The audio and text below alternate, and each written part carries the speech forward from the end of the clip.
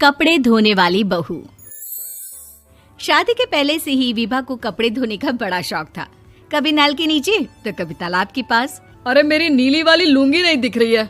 विभा की अम्मा, कहाँ रखी है लुंगी? अरे वो तो विभा ने परसों ही धोकर रखी थी आपकी अलमारी में, देखो वहीं होगी।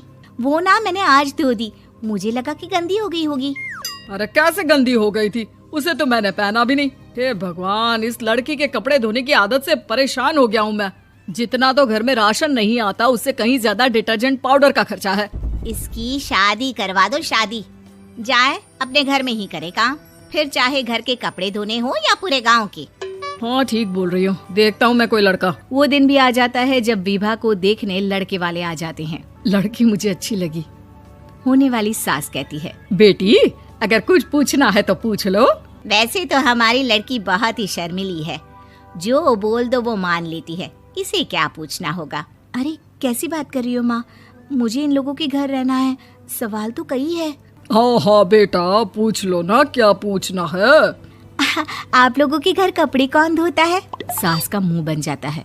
देखो, अगर तुम ये कहना चाहती हो कि तुम्हें कपड़े धोने नहीं आते तो सुन लो, कपड़े मैं ही धोती हूँ, लेकिन तुम्हारे आ जाने के बाद मैं रुमाल तक नहीं धोऊंगी। अरे चुप रहना भाग्यवान, बहू बेचारी घर आई नहीं, उसे डराना शुरू कर दिया। वो क्या है ना बिटिया, अभी तक तो ये कल्लू की माँ ही धोती थी, लेकिन अब तुम्हारे पापा तो दहेज में वॉशिंग मशीन देंगे ही। तभी विभा की माँ बोल पड़ती है, सवाल भी पूछा तो क्या। वैसे भाई साहब, मशीन की तो फिर भी कपड़े धोने की कैपेसिटी होती है। मतलब जो बिटिया दे रहे हैं ना विभा, इसे कपड़े धोने का बहुत शौक है। ये आप लोगों के क्या, आस पड़ोस गांव मोहल्ले सबके कपड़े धो दे और उफ तक ना करे। बाहर देखा नहीं आपने कितने कपड़े सूख रहे हैं? सब हमारी बिटिया ने ही तो धोए हैं। बस भी करो ना माँ, शर्म आ रही इतनी तारीफ सुनकर। और तो और एक दाग निकाल कर दिखाओ तो मान जाओ। हाँ अच्छा, माफ करना बेटा, मैंने गलत समझा।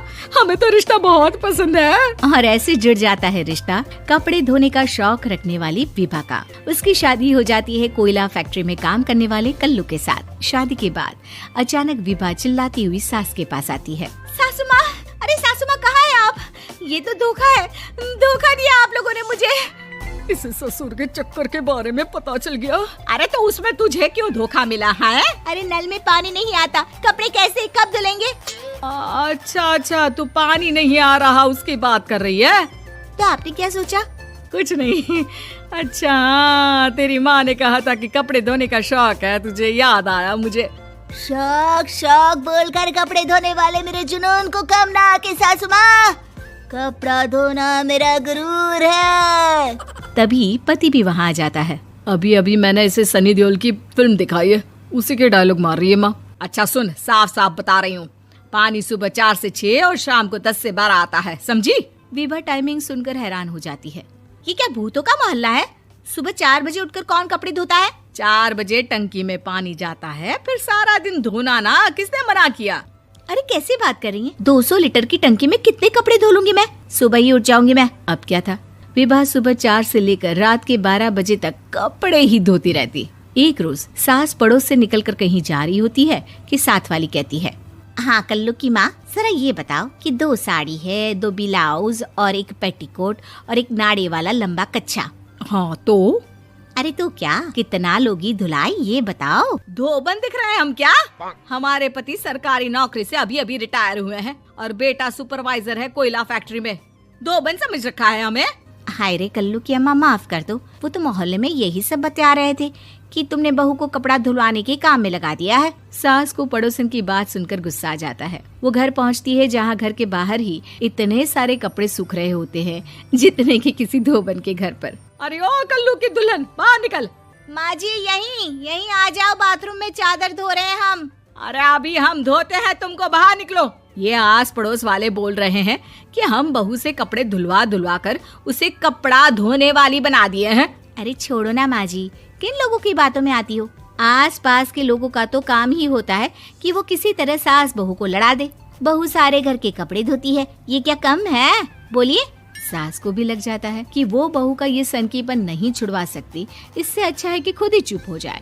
एक रोज सास और बहू मंदिर जाते हैं, जहाँ सास की साड़ी वहाँ खड़ी भीख मांगने वाली से मिलती है। माँ जी क्या बात है, आपकी साड़ी उस भिखारन से कितनी मिल रही है ना? हाँ हाँ देखो तो दोनों की साड़ी मिल रही है। क्या बात है कल्लू की अम्मा, तुम खुद को तो अफसर की बीवी बताती हो और ऐसी सिंपल सी प्लेन साड़ी पहनकर घूमती हो। सिंपल और प्लेन नहीं है ये साड़ी। तो क्या सोने के धागे से फूल बने हैं? कुछ भी सासू माँ, कुछ भी। हाँ बने थे इस साड़ी में सोने के धागे से फूल। मेरे पति लेकर आए थे मद्रास से स्पेशली मेरे लिए 10,000 की। ताहे भाई साहब इस भिखारन के लिए भी सेम टू सेम साड़ी लेकर आए होंगे 10,000 की। सास उस वक्त तो कुछ नहीं कहती, लेकिन बहू के साथ घर आती है और अलमारी से एल्बम निकाल कर लाती है। ये साड़ी देख रही है, ये वही साड़ी है जिसे मैंने अभी पहना था। इस साड़ी में ये जो चमकदार फूल दिख रहे हैं ना, ये सोने के धागों से काढ़े गए हैं। लेकिन तू लोकल वॉशिंग मशीन ब्रश से घिस घिस कर सारे फूलों को निकाल कर साड़ी प्लेन कर दी। मुझे माफ कर दीजिए सासू माँ। और तो और, जब मैंने तुझे तेरी गलती के लिए कुछ नहीं कहा, लेकिन तूने तो सबके सामने मेरा मजाक ही बना दिया। क्यों? बहू को समझ में आ जाता है कि अब से उसका कपड़े धोना बंद।